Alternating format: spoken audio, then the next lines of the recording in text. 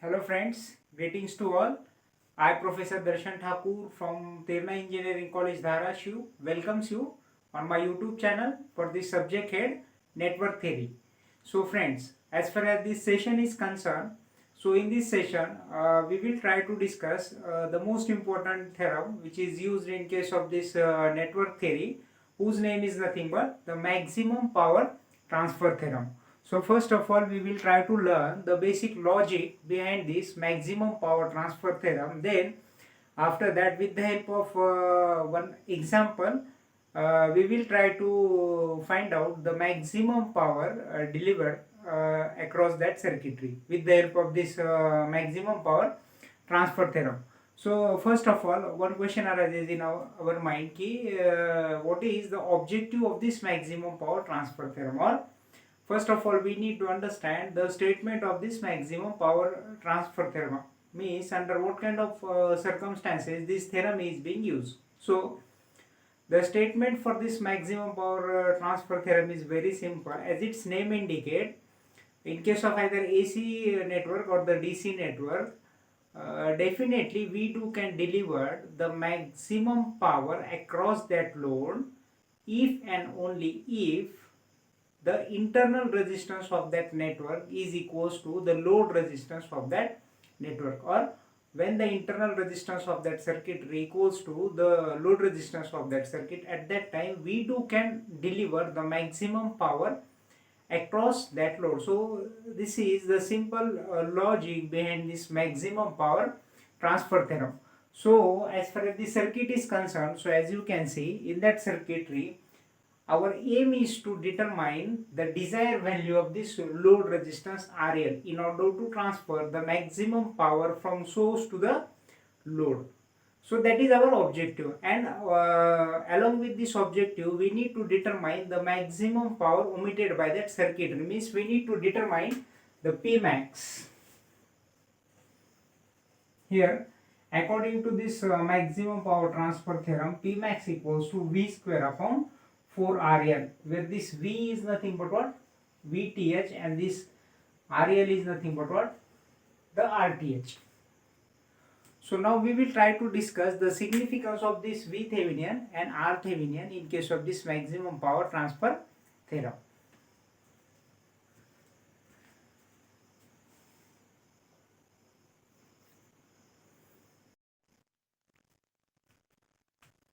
Okay friends, welcome back. As far as this existing network is concerned, so our objective is to determine the desired value of this load resistance RL in order to deliver the maximum power, or in order to transfer the maximum power. So according to this maximum power transfer theorem, when load resistance equals to the Thevenin's resistance of that circuitry, at that time we can deliver the maximum power. Means ultimately here we need to determine the two important parameters of Thevenin's equivalent circuit. These two parameters are nothing but what? The V Thevenin and the R Thevenin. So step by step we will try to determine the V Thevenin as well as the R Thevenin of this existing network. So by recalling the basic strategy of this Thevenin's theorem, whenever it is required to determine the V Thevenin, so in that or at that time, first step which we need to do is we are supposed to replace this target resistance with these two open circuit terminals A and B. Then and then only we can determine the desired potential which is lying in between A and B. The name given to that potential is nothing but what? The Thevenin's voltage, as well as we can determine the equivalent resistance or the Thevenin's resistance by observing the total circuitry from these two open circuit terminals A and B. So first step which we need to do is to replace this target resistance with these two open circuit terminals A and B. So accordingly the circuit will become like this. This is the battery of 3 volt, 2 ohm resistor. Again in this vertical arm we used to have this 2 ohm of resistor. One more voltage source we are having, which is of 6 volt here. Then we need to replace this RL with these two open circuit terminals A and B. Then here we are having this voltage source of 10 volt, and ultimately here one more resistor we are having whose value is nothing but what, 2 ohm. So here we need to determine the VTH, that is nothing but what, VAB or VBA. So we need to determine the desired potential which is present in between these two terminals, that is nothing but what, the Thevenin's voltage. So there are multiple techniques by which we can determine this Thevenin voltage, like loop analysis, nodal analysis, or circuit resolving method.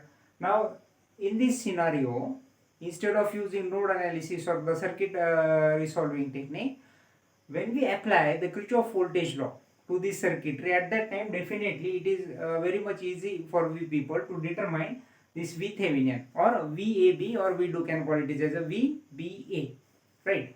Now the moment at which this resistor is being replaced with these two open circuit terminals, so at that time this 2 ohm resistor as well as this 10 volt battery has nothing to do with that circuitry. Why? Because these two terminals are open circuited terminals, means virtually they are not connected to, virtually they are disconnected with each other. As a result of this, simply we are having this remaining circuitry which consists of this 3 volt of battery, these 2 ohm of resistors, and this 6 volt of battery, right? So when we consider this remaining circuit like this is the 3 volt of battery, this is 2 ohm of resistor, and 6 volt of battery. And if we determine the total current flowing in this circuitry, so definitely we can declare the desired value of VAB or VBA, or that can be called as the Thevenin's voltage, right? So here what we need to do first, when we apply the Kirchhoff voltage law, so at that time first we need to assume the direction of branch current. So as you can see here, there are two identical voltage sources we are having, one is of 3 volt and another is of 6 volt. Now let us assume the direction of current according to the 6 volt of battery. This is positive plate and this is negative plate. So the assumed current will be on, it will try to flow in that circuitry in anti-clockwise direction, right? So first of all we need to understand how this anti-clockwise current flows through this vertical 2 ohm of resistor and through this horizontal 2 ohm of resistor, right? If the assumed direction of this current is anti-clockwise, so this is how this anti-clockwise current flows through this vertical 2 ohm of resistor. This positive, negative, as far as this horizontal 2 ohm of resistor is concerned, so this is positive and negative, because the conventional direction of current is opposite to the flow of electron, right? So if the direction of current is anti-clockwise, so it will flow from bottom to top, from right to left. Now accordingly, when we apply the Kirchhoff voltage law, when we start our journey with this 3 volt of battery, so as we are going from negative to positive plate, its potential will become plus 3. Again, when we are considering the ohmic drop, because KVL is nothing but what, the summation of all ohmic drops are equated to 0, belongs to that particular loop. So the ohmic drop, according to that Ohm's law, V equals to I into R. So which current flow through this 2 ohm of resistor? This capital R in anti-clockwise direction. So as we are going from negative to positive plate, so opposite sign we need to consider. So ohmic drop across this 2 ohm of resistor will be plus 2R. Similarly, as far as this vertical arm 2 ohm resistor is concerned, this anti-clockwise current flows from bottom to top. We are following the direction of anti-clockwise current, right, while applying this KVL. So as we are going from this negative to positive plate, again the ohmic drop across this 2 ohm resistor will be what?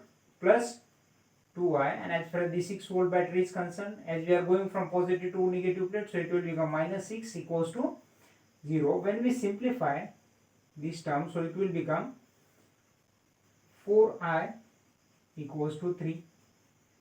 So I equal to 3 by 4. 3 by 4, 3, 4, 1, so it will become 0.3 0.75 ampere, right? So 0.75 ampere is nothing but what? The desired current which flows through this 2 ohm of resistor as well as this 2 ohm of resistor, right? Once we are knowing the desired current flow through these two identical resistor, then we too can determine the Thevenin voltage very easily.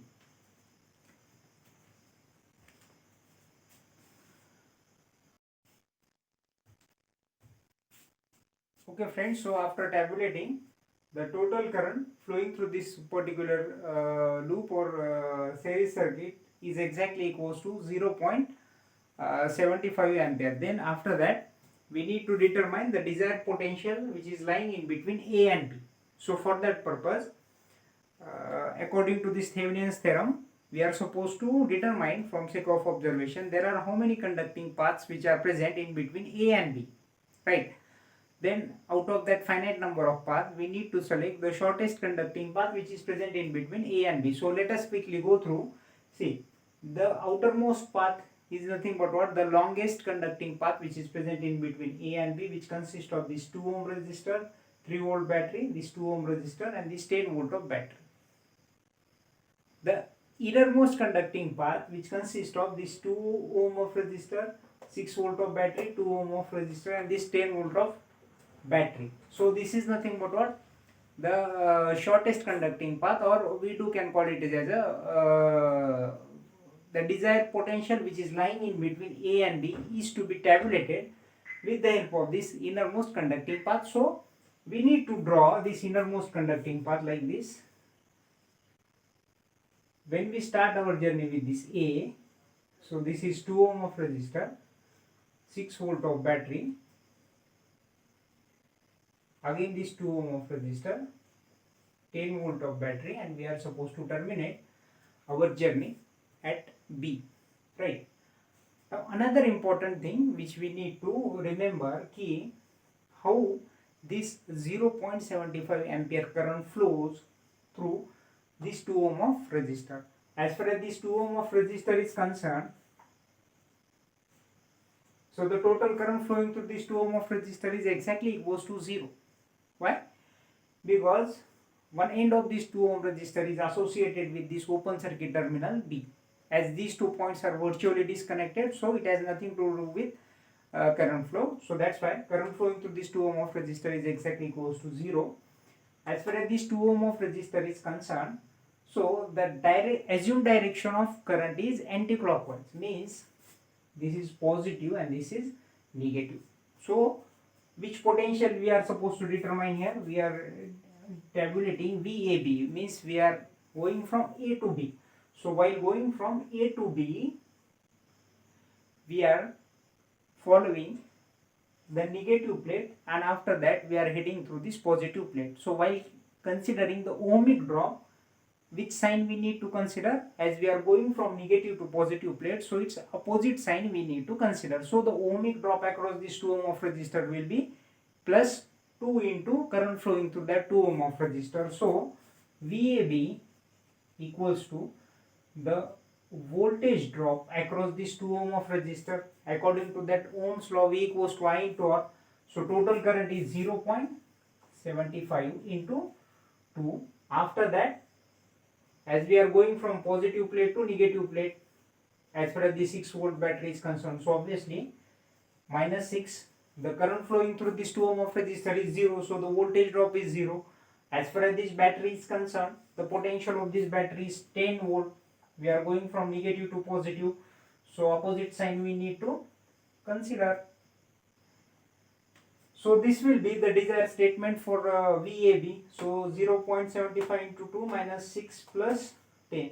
So 0.75 into 2, I think 1.5 minus 6, 4.5. So here VTH equals to 5.5 volt. This is the first parameter of this maximum power transfer theorem. V square, as far as this numerator is concerned, here V is nothing but what?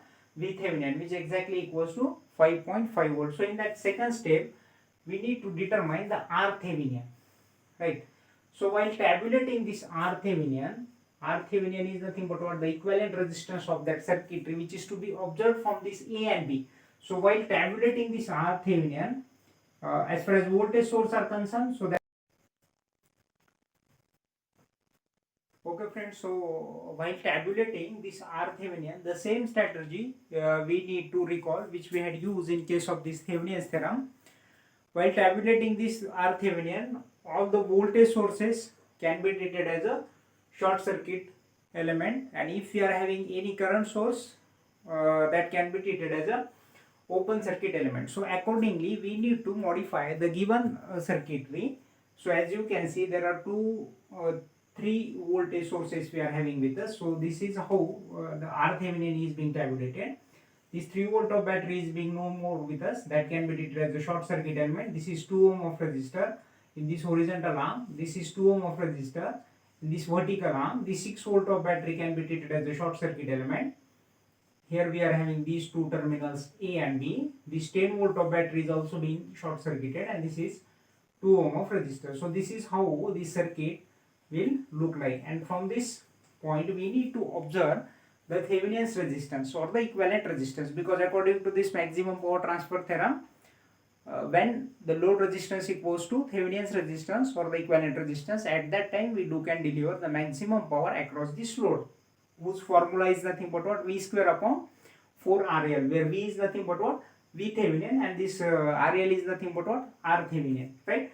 So as you can see, these two resistors are parallel to each other. So 2 parallel to 2, it will become 1, and this 1 plus 2, 3. So RTH equals to 3 ohm, that is nothing but what the desired value of this load resistance RL.